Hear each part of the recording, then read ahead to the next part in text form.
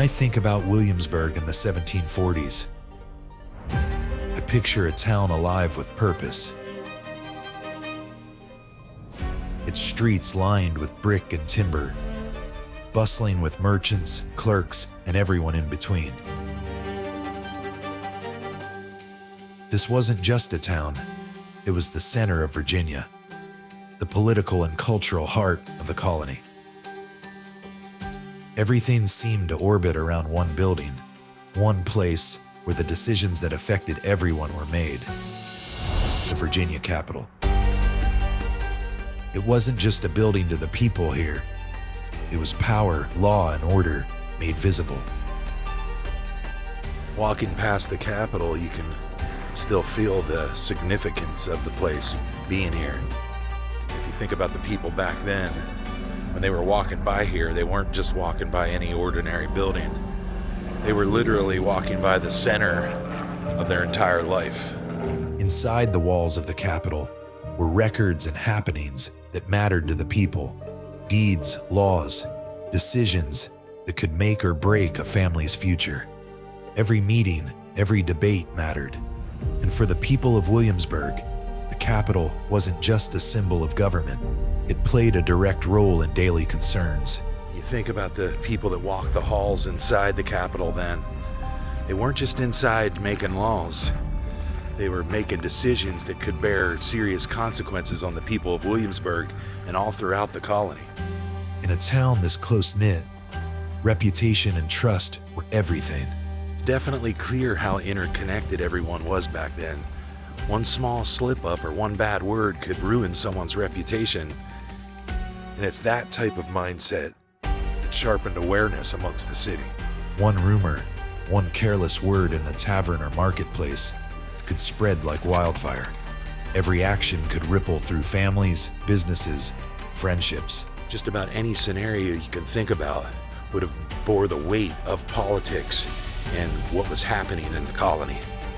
It was into this world, so tightly woven with politics, faith, and daily life, that the heart of Virginia's government was about to face an event that would shake the community to its core.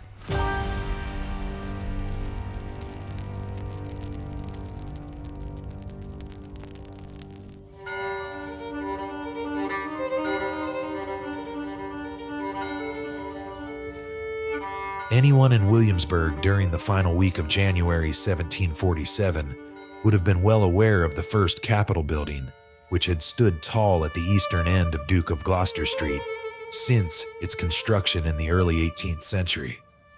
It would have been nearly impossible to overlook. The governor's palace rose nearby, flanked by well-kept homes and busy shops, each playing its part in the daily order of the city. Carriages rolled along the streets.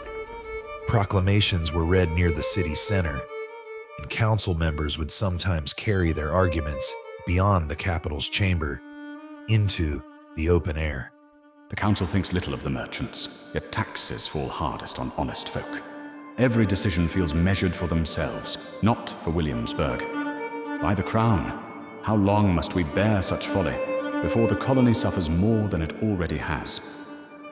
Politics wasn't something distant in Williamsburg. It was at every corner of the city. The assembly talks fancy, but it's sweat and toil that fill our days, not their idle debates.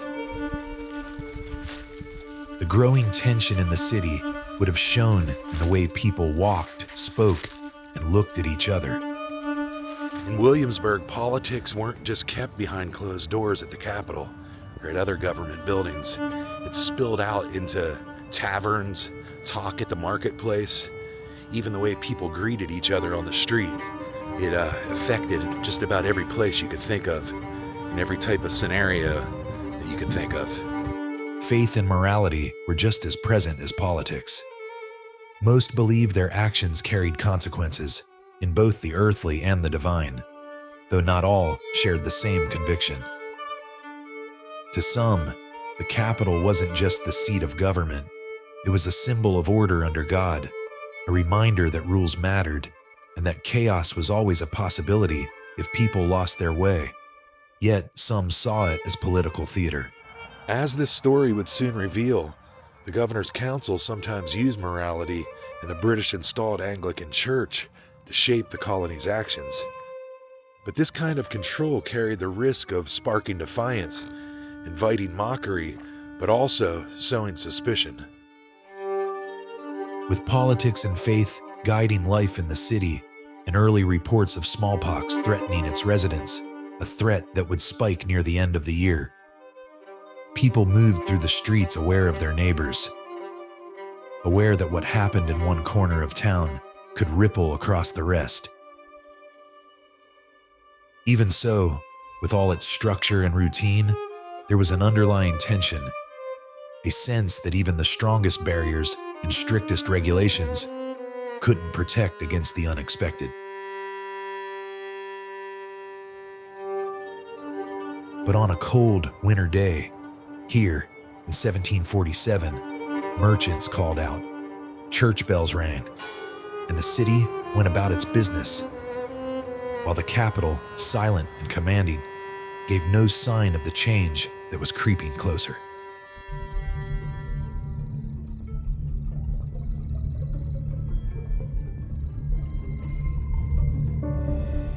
On a cold January evening, Williamsburg had settled into quiet.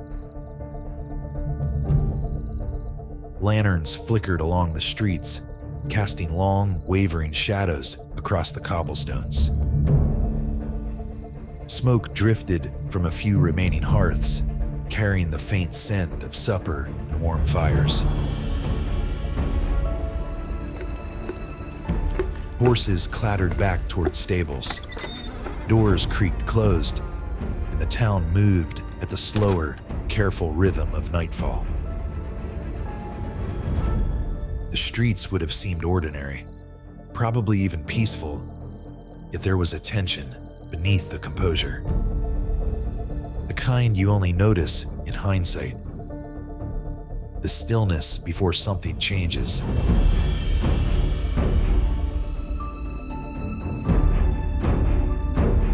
It's a pretty remarkable thought to think about people finishing out their day, completely unaware that soon a quiet evening would turn into anything but ordinary. They absolutely had no idea of what was about to happen.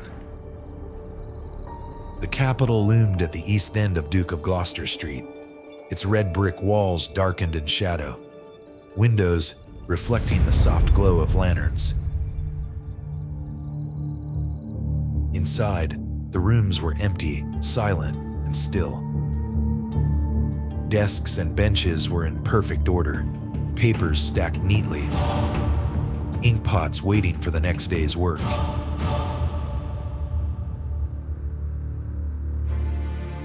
The council chamber, where so many decisions had shaped Virginia's future, sat in an almost eerie atmosphere.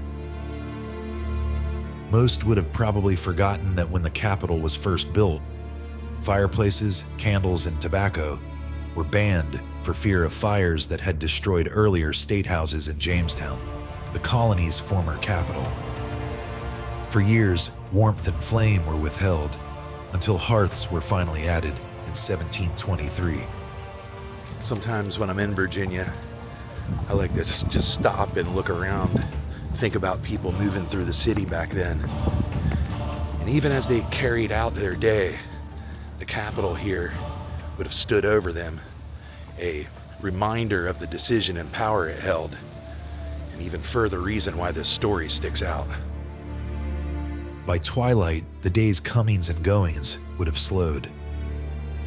I imagined a handful of people making their way past the Capitol with lanterns in hand, guiding their path, eager to be home for supper in the warmth of their households. Inside, the chambers would have been mostly silent for the night, though a few clerks might have lingered over unfinished papers, their candles flickering in otherwise empty rooms. Nothing seeming unusual, and completely unaware that soon the building that housed the colony's government for so long was about to be rendered completely useless. The building stood unchanged, dominating the square as it always had. So familiar, in fact, that no one could have imagined how suddenly its role in the life of the city would be rewritten by morning.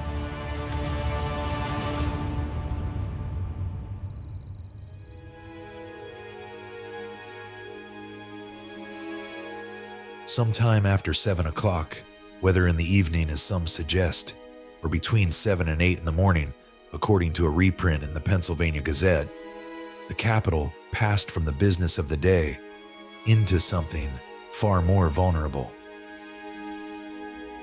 For decades, it had served as the seat of British power in Virginia, enduring weather, wear, and constant use. It had survived arguments, reforms, and unrest.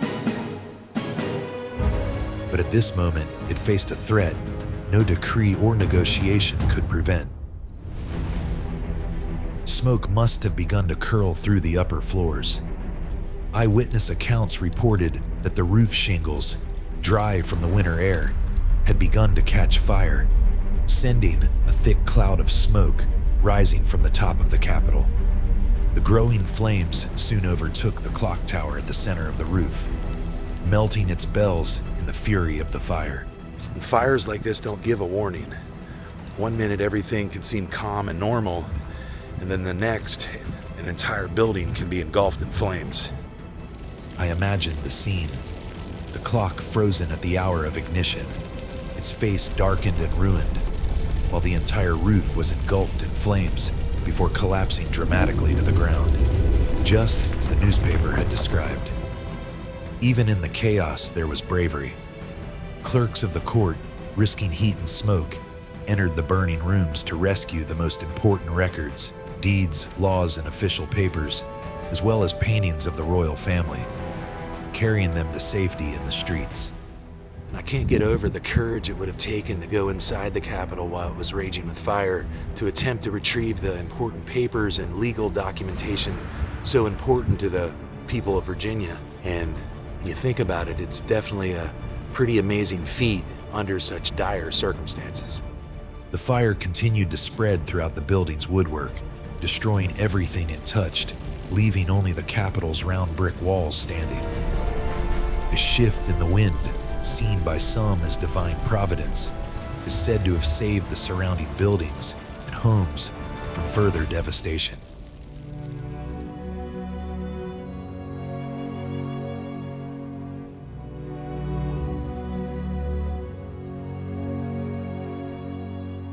By dawn, the Capitol was a ruin. Flames had reduced the proud building to embers and ash.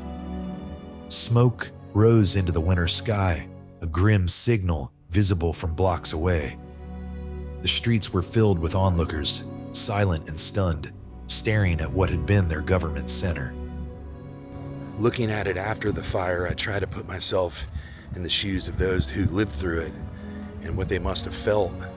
Fear, disbelief, probably just a sense that a building that they relied on for so long had vanished so quickly. A prominent building at that, here in Williamsburg, a daily fixture to their eyes as they walked down the Duke of Gloucester Street, gone in an instant. Questions immediately arose. How had the fire started? Could it have been an accident? Or was it deliberate? In a town where everyone knew everyone, it wouldn't be far-fetched to believe suspicion began to ripple quietly through the streets. No one would have had answers yet. Only the haunting sight of the Capitol reduced to ruins. Even without knowing the cause of the fire, the unawareness and the uncertainty would have hit hard. The Capitol wasn't just a building, it was the entire framework of the colony's government. Suddenly, it was missing from everyday life. On that 30th day of January, Williamsburg had endured a profound misfortune. The Capitol, where the city's laws were made and the work of governance shaped daily life, was suddenly gone. With it went the community's sense of safety, leaving the streets exposed as the normal rhythm of life was thrown into chaos.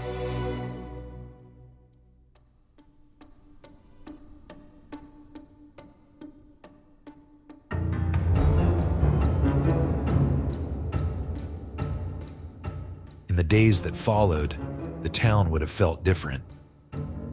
With the capital gone, people probably moved a little slower.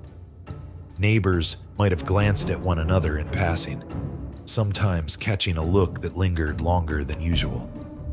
Words would have been used carefully, the streets quieter, but life went on, despite an obvious shift in how things felt in town. I understand. I was just asked to find things to get everything. I was just told. Maybe they'll make the British hungry. Well, they stained black. I assume if you get enough of them together. Walking down the Duke of Gloucester, I can easily imagine people passing by one another, probably feeling cautious and suspicious, looking over their shoulder, wondering who or what was responsible for the tragedy. It was probably that kind of doubt that makes you stop and think twice. Even people you've known for years, were they responsible? Or did they know something behind what had happened? It would have been strange times for the people living in Williamsburg then. Fear of punishment probably added to the strain. Each of their concerns blurred together as people quietly questioned the fire's cause. The streets that once felt familiar became guarded and watchful. If you think about it, every glance and every awkward gesture would have carried meaning. Even a casual remark could have felt like an accusation.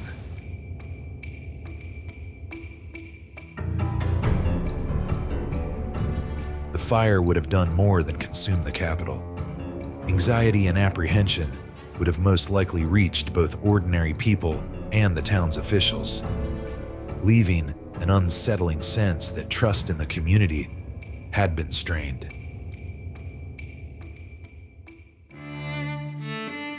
After the fire, Williamsburg's leaders regrouped at the Wren Building at the College of William and Mary to maintain government business. And soon, a speech addressing the incident would raise eyebrows.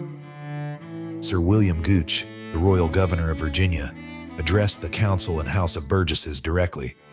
Later, his remarks, along with the replies of the council, were printed for the public to read. As I looked around the interior of the modern-day Capitol building, I thought of the words from his speech, calling the fire shocking, and noting it began in an upper vacant room with no fireplace and spreading too rapidly to have been accidental, suggesting it was deliberate and framing it as more than just a building lost.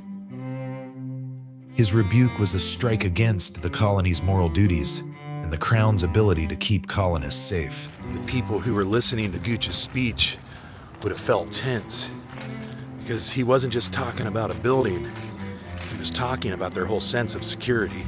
An interpretation that likely sparked debate in Virginia and beyond, Gooch went further, offering a hefty reward for information about those he called desperate villains, instigated by infernal madness, or freedom to any enslaved person who might reveal what truly happened.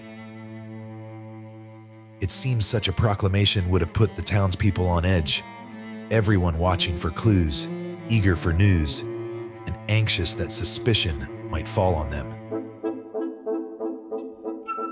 The council's formal response intensified the alarm. They described the fire as a warning from God, suggesting that moral failings or the influence of New Light preachers could lead to troubles even greater than the fire itself. Their words emphasized that faith, obedience, and adherence to social order were seen as essential to safeguard the community from further misfortune. At the same time, Benjamin Franklin, under the alias Ned Type, mocked the speeches in the colonial press, ridiculing Governor Gooch and the council's overblown rhetoric and exposing the absurdity of their responses to the fire. He turned their addresses into a playful poem, showing just how dramatic he felt they were, and it seems others then felt the same. Franklin sent the verses to printer James Parker, and they were published in the New York Gazette on June 1st, 1747. People read his verses and laughed, finding a little relief amid the official panic. Lord, have mercy on us. The capital is burnt down. O astonishing fate, which occasions this meeting in town. And this fate proves a loss, to be deplored the more, the said fate being the effect of malice and design, to be sure. And yet 'tis hard to comprehend how a crime of so flagitious a nature should be committed, or even imagined, by any but an irrational creature. But when you consider that the first emission of smoke was not from below, and that fires kindled by accident always burn slow, and not with half the fury as when they burn on purpose, you know. Benjamin Franklin definitely had a way of pointing out the absurd without being mean. People could read his poem and get a laugh from the over-the-top speech, maybe step back and see the big picture. That just maybe the council had painted a scene that wasn't as dire as they made it sound. In the aftermath, the devastation itself made the fire unforgettable, framed further by grand speeches. Coupled with the growing smallpox threat and the tensions already present, the disaster awakened a sense that Williamsburg wasn't secure. The mystery of the fire would have weighed on everyone's mind, and whether accidental or intentional, it stood as a warning that circumstances could shift unexpectedly. You could have probably felt the tension here very well.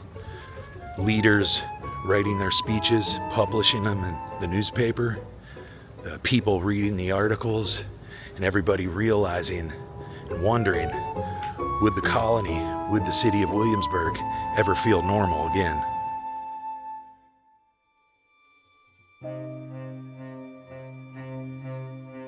Fires in the colonies weren't uncommon, but their impact went far beyond property damage. Across Maryland, Pennsylvania, New York City, and even Jamestown, the former colonial capital of Virginia, where a series of state houses burned repeatedly. Flames sometimes consumed key buildings, and suspicion often fell on human hands rather than accident. One well-known historical uprising, Bacon's Rebellion, included the burning of buildings as part of the conflict and is featured in our story, Burning Jamestown. Motivations for these fires ranged from political and religious to economic. A single blaze could destroy crucial records, intimidate a community, or punish those who challenged authority. When you start looking at other colonial fires, it's pretty clear that they weren't always accidents. Sometimes people had a clear motive, whether it was political power, whether it was money, or sometimes, or maybe even oftentimes, it was just purely out of spite. Trends appear.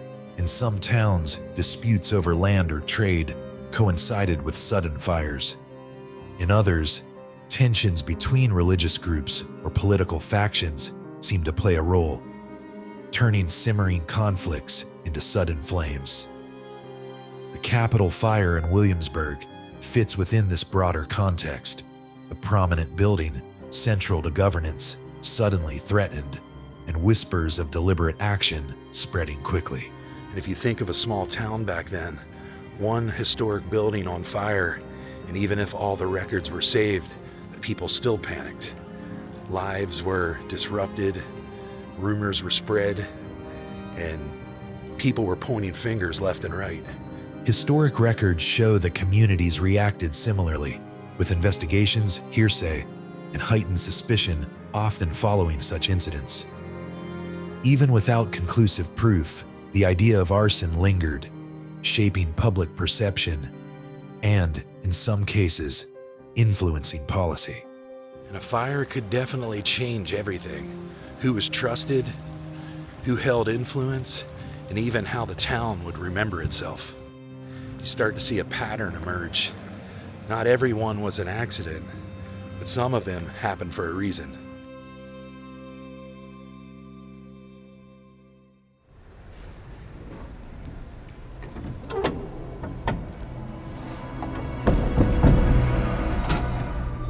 With an incident of this magnitude in the capital city, one might expect a thorough investigation to have taken place, based on how similar incidents were handled in other colonies.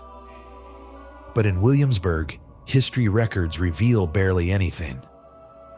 No formal questioning, No court proceedings, no criminal files survived, just speeches and printed addresses. The clerks who worked in the Capitol were examined and ultimately cleared. But the investigation was mostly a formality, noted only in official statements. It really is strange, because a building this important you'd think would spark some serious questioning, but the papers just published the speeches and no talk of any formal detective work. The absence of real inquiry left room for speculation. Talk circulated among townspeople, but no one was ever held accountable. With nothing documented beyond the official rhetoric, historians today are left piecing together what might have happened. The fire becomes less about evidence and more about interpretation. A story shaped by assumptions and gaps in the records. So we don't know what caused the fire, and all we have are hints in speeches and letters. But it's that type of silence and lack of concrete evidence and investigation that keeps the mystery of this alive centuries later. Even the clerks, the very people who saved the vital records, were only lightly scrutinized. Their diligence preserved history, yet the question of responsibility remained unanswered. The fire's cause, whether accident or deliberate act, faded into the unknown. And in that gap, the imagination fills in what the official record leaves out. So we know the basics about the fire, but there's probably plenty we'll never know. And that's still where the story lives today, shaped by fear and motives and even the mistakes of the people who lived in Williamsburg then.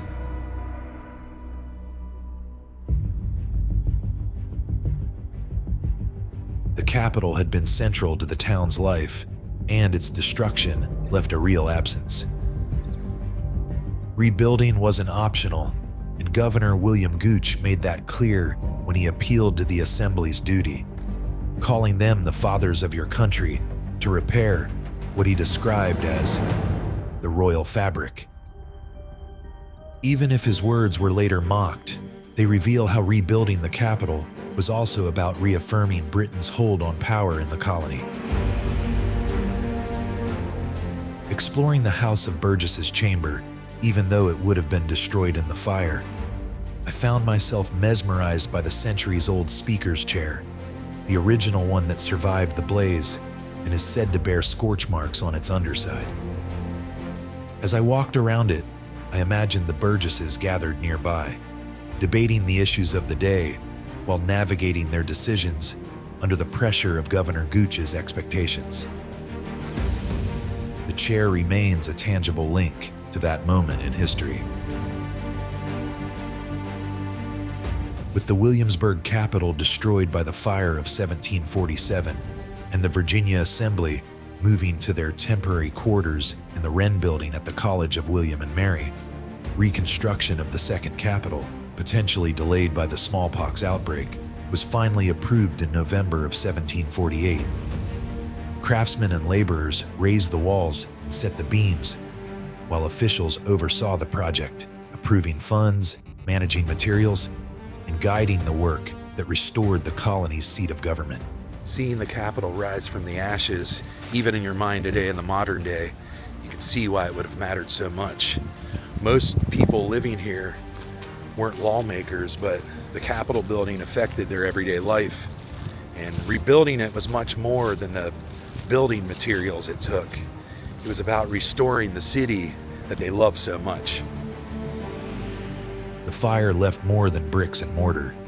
It left a mark on the people who lived through it, a mark that can still be felt today if you pause near the Capitol and imagine the chaos and effort that unfolded right here.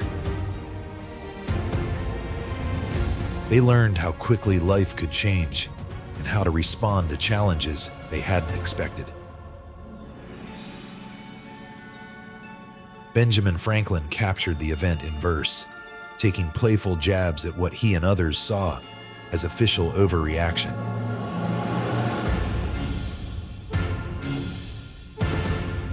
His satire outlasted the speeches themselves. A reminder that even after disaster, sharp critique can carry on, no matter the century. Throughout all this, Franklin's parodies reveal something timeless, that even in the face of tragedy, people will always find a way to poke fun at themselves. And that oftentimes allows them to regain perspective and even potentially heal a little bit. And you still find this type of scenario all throughout the world today.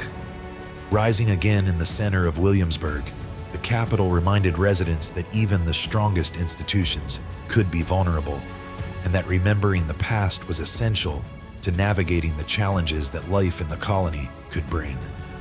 It's an amazing thought to think that a historic building can burn to the ground, but the story it leaves behind with all of its lessons and humor and history can outlast the very bricks that once allowed it to stand.